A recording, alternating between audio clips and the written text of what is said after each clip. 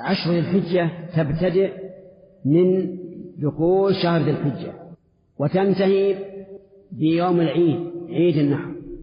والعمل فيها قال فيه رسول الله صلى الله عليه وعلى آله وسلم: ما من أيام العمل الصالح فيهن أحب إلى الله من هذه الأيام 10.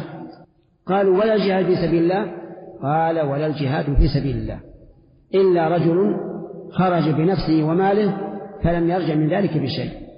وعلى هذا فإني أحث إخواني المسلمين على اغتنام هذه الفرصة العظيمة أن يكثروا في 10 ذي الحجة من الأعمال الصالحة كقراءة القرآن والذكر وبأنواعه: تكبير، تهليل، تحميد، تسبيح، الصدقة، الصيام، كل الأعمال الصالحة اجتهد فيها.